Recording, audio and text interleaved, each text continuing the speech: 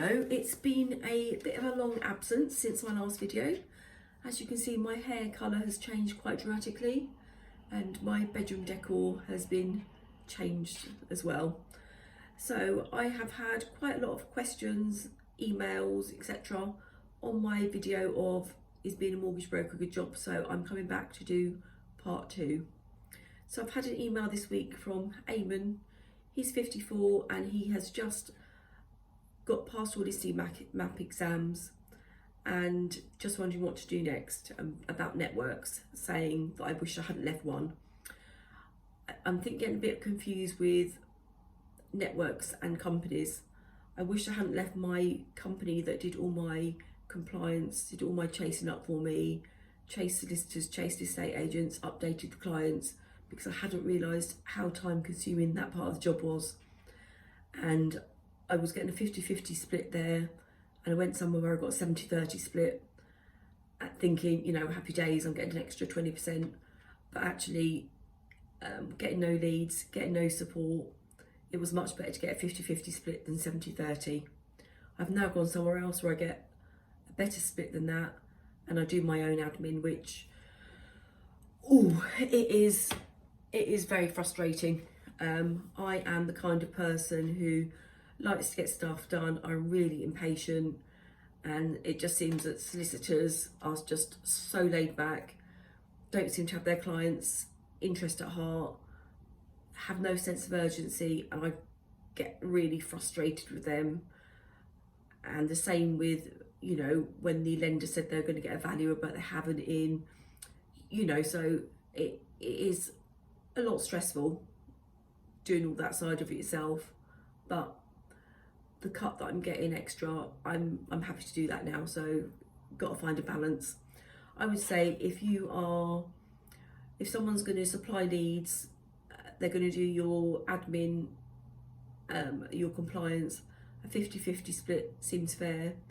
If you've got to do all of your own lead generation, all of your own administration, all of your own compliance, personally, I think you should be looking at like 75% cut to you, because they really are doing nothing for their money apart from putting you on their books and a little bit of, you know, checking up to make sure you're compliant and not putting through dodgy cases. Just going to get a bit of water and clear my throat. Right, I'm back. I've had an email from Wayne as well, saying that he's looking to retrain as a mortgage broker. Would you recommend getting the material from NIBF, who you do your exams through, or going on, say, a 5-day course? Well, I went on a 5-day plus a 5-day course. One was for all, I can't remember how they split actually, different CMAP courses. Anyway, I did 2 lots of courses. I had lots and lots of mock exam questions that I failed miserably. I did homework every night, and then I sat my exams literally 2 weeks later and read through all my notes before there.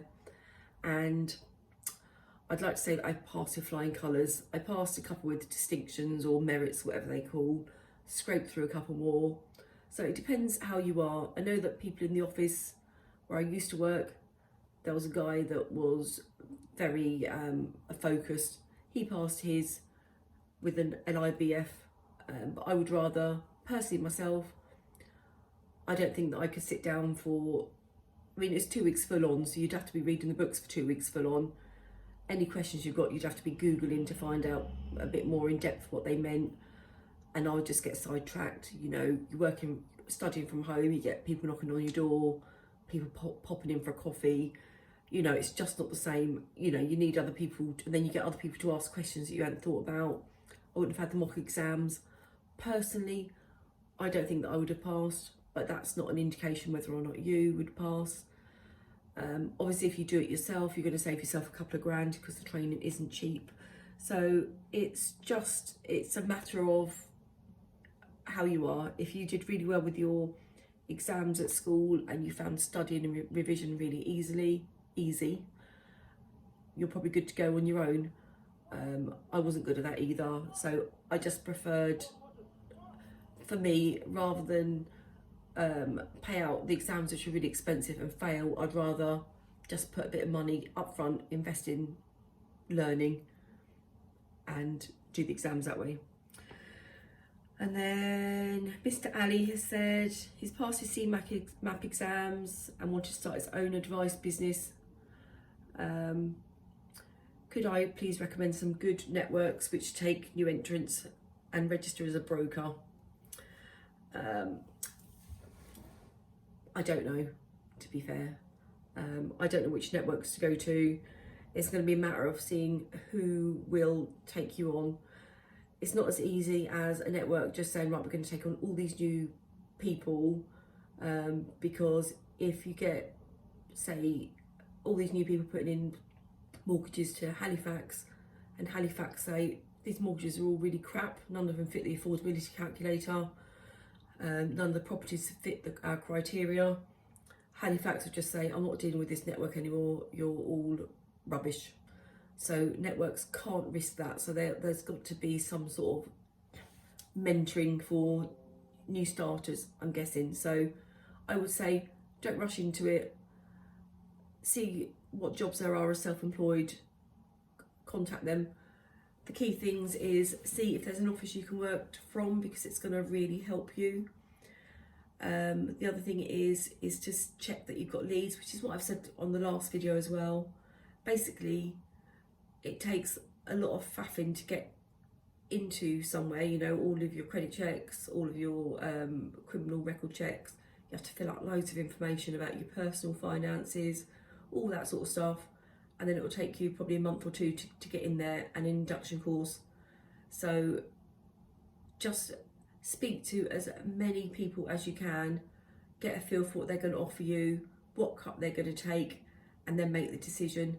Don't just go, oh brilliant, I've got a job, it's a 50-50 cut, and then actually they don't give me any leads, they don't give me any support, and it's a really crap decision. If they're going to take 50-50 off of you, but you've got a chair in an office that can help you out, you're going to hear other people, the sort of questions they're asking, they'll have some material that they use that works, you know, just to hear people chatting in the background, how they're talking, it's going to really help you out. And the 50-50 cut is not such a bad deal. So yeah, make sure before you sign up that you have been to see as many people as you can, and you have got the best option that you feel happiest with and that's good for you.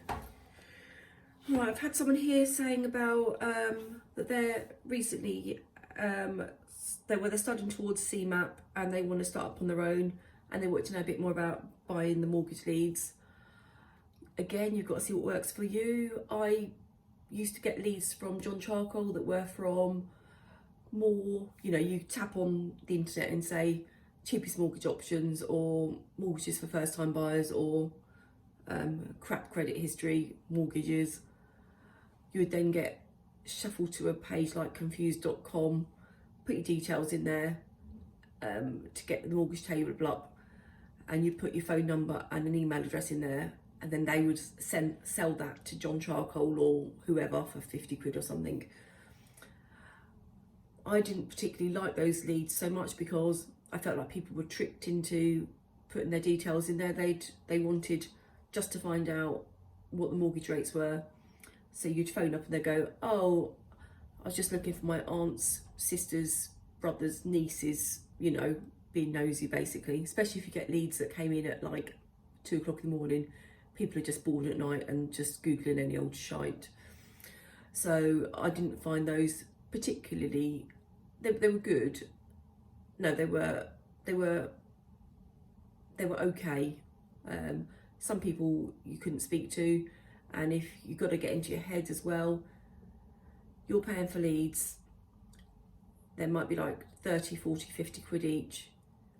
If that person phones up, John Smith's on there, you phone up, oh hi John, you're looking at mortgage advice, just wanted to get a few more details. You go, not interested, didn't want a phone call, 50 quid gone. If you phone up that number and it's unobtainable or somebody else answers, you can get a refund. So that's how easy it is to spend money on leads.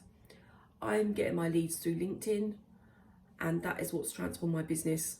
They are expensive. The last batch cost me £4,000 plus VAT, I think.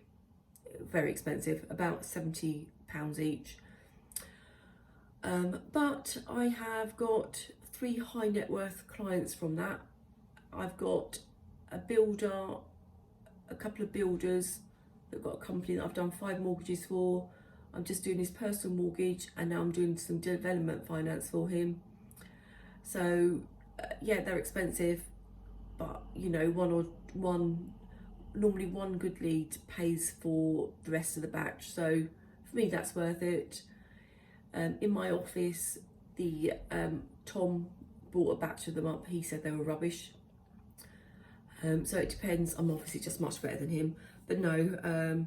So each their own. Everyone's got something that works for them. I like these because you get a little trail of someone's written in, and then someone writes back what you're looking for: remortgage, purchase.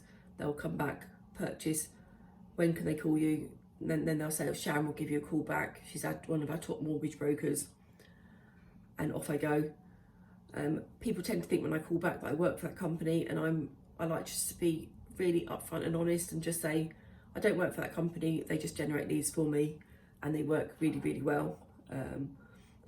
And clients are happy with that, you know, rather than pretend that you work for this lead finder. And then what else have I had? Someone replying to my review on about a solicitor that was really terrible. What else? This guy here has really got it wrong. It's like, hi, I just want to be able to cold call people and charge them mortgage free and pick up the phone to them, ask if they need their mortgage reviewing, and it'll be really easy because that will all be fine. I can just phone up and say, I can get you a better mortgage rate, and then off you go. Absolutely not. There is, on the solicitor's checklist, because every remortgage and every mortgage will have to go through a solicitor, there will be a question on there that says, how did you get this mortgage? Were you cold called? And if you say yes, there's going to be big trouble, because you cannot cold call for mortgages. If you think about it logically, I could get cold called from a mortgage for anyone. I've got to hand over my passport details, my driving licence details, my bank statements, you know, everything, my wage slips, basically everything financially. There would be, imagine how much fraud there'd be, how much, you know, stealing from people's bank accounts. You know, I've got some really top information. On the side of that as well, I have to make sure everything's encrypted. You know, my laptop, if it gets stolen, there's nothing on there that, you know, it all gets wiped if it's in the wrong person's hands. The same with my phone, the same with everything. So you cannot do that. I wish you could, because I could just knock on everyone's door. You know, a new housing estate goes up, and you know, everyone's took probably a 2-year or a 5-year fix. You just know to knock on all those houses that completed 2 years ago. You know, are you looking for any mortgage stuff? So no.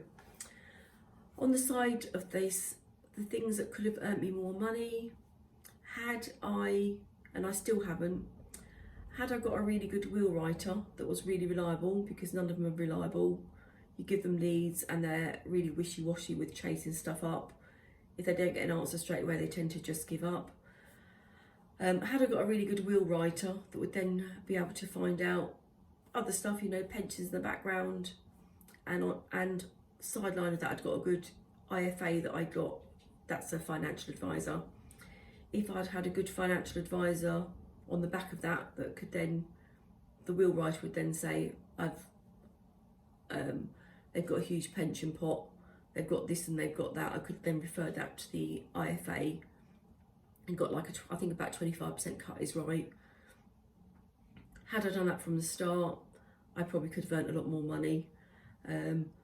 For me, switching companies was quite costly for me in one way, because I didn't take my clients with me because they were my company's clients. Now I'm buying my own leads in. They're all my own clients, so I'm just putting on an Excel spreadsheet who I can contact in sort of 20 months time after doing their their mortgage for a remortgage, so I can get all that business back on board. And the same with these leads, they're expensive, but they are not, it's not like they're going to use me once, you know, in 2 years time they're my client again, or 5 years time I should get some more business with them, go back to them for referrals. So it's an investment for my business. Sorry, just getting rid of, I should have charged my phone up properly. So that's that. So yeah, you've got to look at it as a business, and you've got to keep investing. Just going to find some other bits as well that have, I was going to show you some software that I use that has been remarkable, and I'd go as far as to say if it wasn't on the market, I don't know if I'd still be doing the job, because it's just spoilt me so much. I pay £179 a year and subscribe to this knowledge-based, like Your Knowledge Bank.uk website. I think you get a 28-day free trial, which I got, and it is just so fantastic. I'm going to start a new search. So if you're not a mortgage broker, or if you're a bit of a smart ass and think you can do your own mortgage and it's really, really easy, these are just some of the things that could make your application fall down. And this is why I think it's really good to be in an office with other mortgage brokers. You just know the sorts of things that can happen and what you need to search for before you do a mortgage application, and start doing lots of decision in principles that will lower the client's credit score. And you've been in a lot of trouble if you've dipped them with 4 different lenders, lowered their credit score, and now it's really, really difficult to get a mortgage just because you haven't checked the criteria. So on this here, we'll do flat above a shop.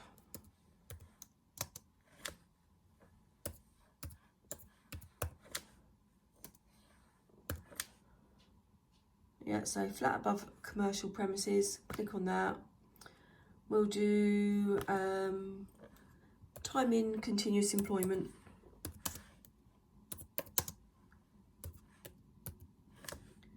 Yep, so continuous employment, because he's just started a new job. And then we do time in employment. 2 very different things.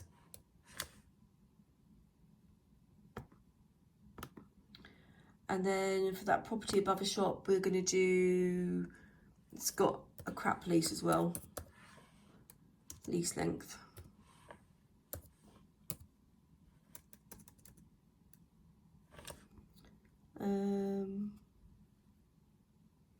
At the beginning of the term. I would put a default on there as well. A default more than one, so I'd like to say this is quite an unusual case, but they're not so much. So you imagine you've got all these bits of criteria, how long it's going to take you to check through which lenders you can use. Bear in mind, you can't just go, that will fit with together, because their rate's sort of 7%. You've got to justify why you use that lender, which involves sorting for the cheapest one and then working your way to who's going to lend. So you then get all this information here. So this lender, let's scroll up a little bit.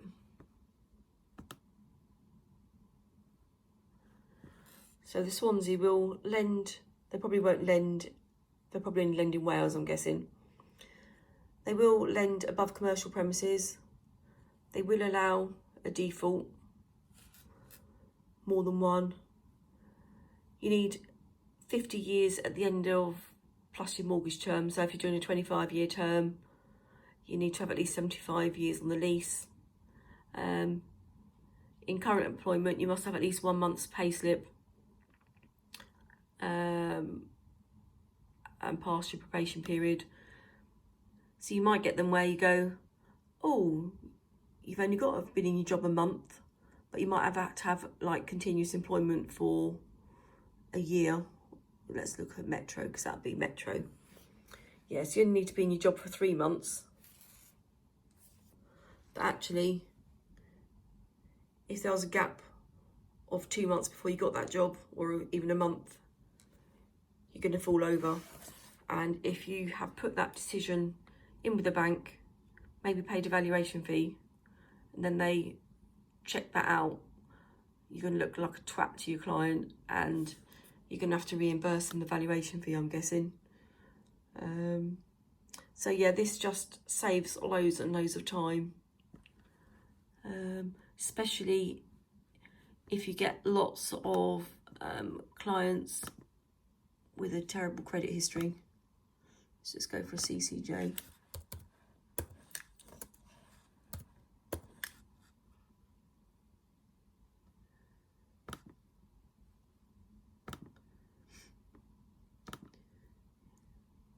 Because some lenders, it will just be a straight no.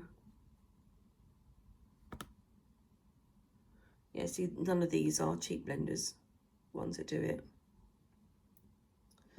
So, yeah. So this is the software. Your Knowledge Bank literally saves me days. And if you get clients, say, like the builders that inquire about a lot of properties, and they'll just go, Sharon, we're going to look at a property that's got, it's next to a chip shop or above a chip shop, and it's got a 35-year lease. At least you can look on this quickly and see who will do it and get back to them, rather than sort of spend a day doing it and then them not get the property anyway, but you're trying to keep your client happy. So it's really good for that. So, and it has been invaluable. Right, I've also had an email from Alex. He's just about to start his own mortgage advice business. Wondered who I bought my leads off of. I will, if you send me an email, I will tell you where I get them from. Maybe I didn't reply back to him. Sorry, I'll reply back to you now. And the software that helps me, which I've just shown you. Do you have to register with the lenders? And how did you go about this? It's a real ball ache. And it's one that makes mortgage advisors think about swapping jobs. You've literally got to go through the lenders and register with them. Some of them you even have to send faxes off of. They've all got different formats for the passwords. They change their passwords. Some you have to wait 3 days for. So, you know, I just registered with the main sort of like 7 or 8 banks I used first of all. And they would be Barclays, well, or Woolwich. They trade as Woolwich. Halifax for definite, BM Solutions for buy-to-lets, TMW, Nationwide, NatWest, and who else? Accord. Accord are really fantastic for like 5 times salary. Again, that software, you've got to fill out, you've got to do affordability calculators before you do the mortgage, just to make sure it fits in. If you get their salary and they're earning 50 grand and they want to borrow 250 grand, don't bother pissing about doing affordability calculators for all the lenders. It's going to fail with them all, apart from the ones that do 5 times salary, which would be Accord, Santander, but they never come out quite right. That's on the high street. So that sort of stuff, if you were filling out affordability calculators or checking on their criteria, you'd be there all day long and come back with Accord at the end of the day. So yeah, just save yourself a fair bit of time. What else have I got? Let's see what Christian's got. My question is, who credit checks you? Is it the employers or the mortgage companies? When you register for the mortgage companies, some of them will ask you, have you got any defaults or criminal convictions? But most just assume that if you had a terrible credit file, that you wouldn't have got the job in the first place, so they don't ask. So it will be your employer that asks you, or the network if you're going to be self-employed.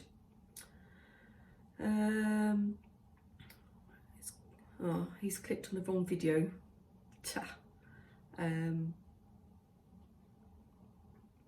I just helped him. Yeah, he's gone to his sister's friend, but I said he'll be okay for a mortgage. He's just said about a few blips in his credit file. I can't remember what Claire Kenneth said.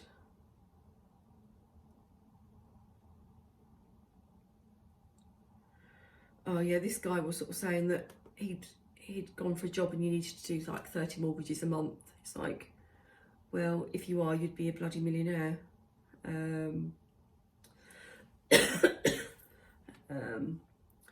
I think if you do 1 or 2 mortgages a week, every week, say consistency is the key, and you sell a bit of life insurance, you might get a bit conveyancey, so you recommend the conveyancer, and you're charging a broker fee, you can earn a good salary or good earnings.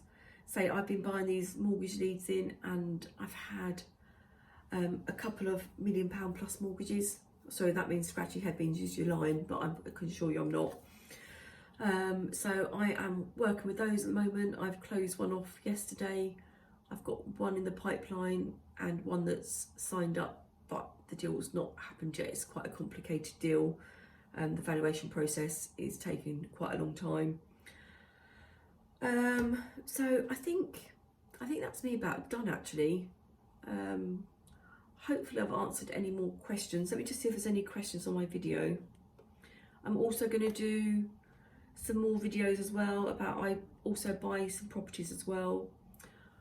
I do think the fact that I've written a property book, which I put the link up below, with regards to buy-to-lets in my own portfolio, I think it does help me on my way as well, because when I'm chatting to people about, you know, they've got concerns about buy-to-lets, or they're looking to get into it, or they are in it, you know, it's a bit of common ground. You can chat, isn't it? It's a bit like if you're giving people parenting advice and you've got no kids and they've got 7, it'd be like, well, you don't know what you're talking about.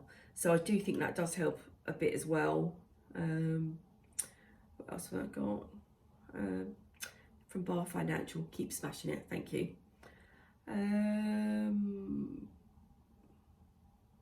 Oh, I think this one got a bit wrong as well. Hi miss. At the start of the video, you said you got 10 to 15% of sales, so 85 to 90% goes to the agency. No. I said at the beginning of the video, the mortgage club gets about 5%. So if a mortgage is worth £1,000 to me, they take about 5%, which I use TMA, which is just a mortgage club. Then £950 goes to my boss. He takes his cut and I get the rest. So that's where that comes from. So yeah, it's a 3-way split, I think, with most agencies. There is an agency, Beneficial Life, I think they're called, a network, where you just pay them £350 a month, and then you get 100% of your proc fee, 100% of your broker fee, 100% of everything. But they haven't got Halifax on board, so the saving on that, I put a lot of work Halifax way. They're probably my favourite lender. Without them, I would really feel like I'd lost my right leg. So it wouldn't be worth it for me. But if you don't use Halifax, say, I know for a fact they don't take anything off of you. You get 100% of your procuration fee. You just have to pay them £350. Hi Sharon, he's a HGV driver earning 38 grand with uncapped. He's looking at jobs with uncapped commission. Yeah, I think 38 grand would be, you could certainly get that if you worked hard. And the good thing about it is, if you get to keep your clients, or you're doing what I'm doing, it's going to be a snowball effect. Because if I'm still buying leads in a few years' time, and I've got my mortgage renewals come up, and those mortgage renewals, you've already done a great job from the first time round, it's an easy sell the second time round. And say, don't underestimate how many, if you do a really, really good job, keep the clients informed. You know, I'm natural with the clients. I'm not, haven't got some amazing telephone voice. You know, I do a bit of swearing on the phone with them, you know, that sort of stuff. Moan about solicitors together. I comment on the house that they're buying, going, that's beautiful. Imagine if you knocked this and this through. You know, oh my God, you've done really well. You're a first time buyer. You bought that amazing house. All that sort of stuff. I'm really, really warm to them. You know, take an interest in what they're doing, and I am genuinely interested. I'm genuinely pleased when someone gets a buy-to-let mortgage, you know, all that sort of stuff. So, and that comes across as well. So that's all I can say is, if you don't invest in your career, you're not going to get anything back. You're going to have to pay someone a chunk of whatever you get. If they're giving you leads and if they're giving you compliance and they're doing your admin for you, you've got to be looking at giving them 50% of what you get, and that's not a bad cut, to be fair. You know, you're getting something back for that. And if you're getting no help, say 75%, I would say, is what you want to be getting at least. And that's about me covered, I think. So if you've got any questions, give me a call.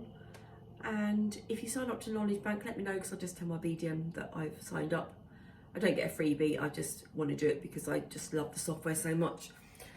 So thank you, and let me know if you want to know where I get my leads from. Likewise, if you get leads in and you've got some really good leads, let me know where they come from, how much you're paying for them. That'd be quite good to do some sharing of where they come from.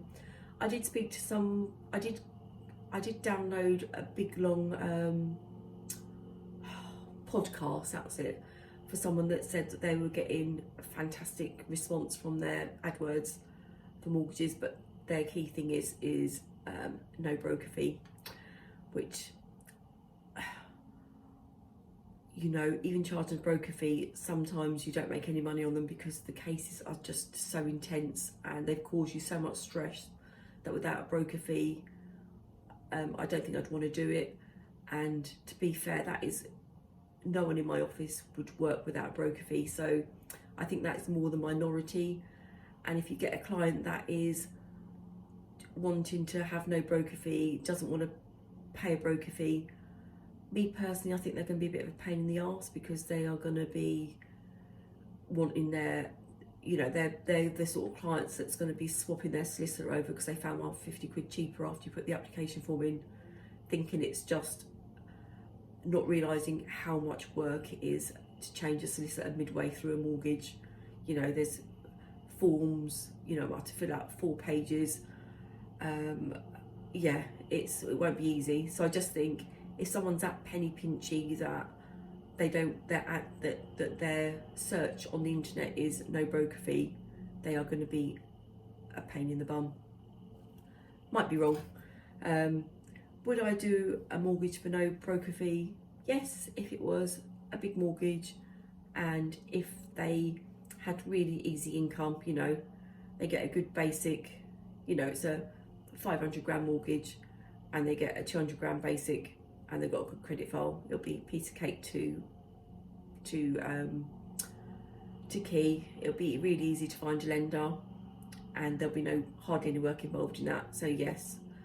But if you are advertising, don't charge a broker fee, and you get someone that isn't a UK national, not being on PC, it's going to be hard to get a mortgage for them.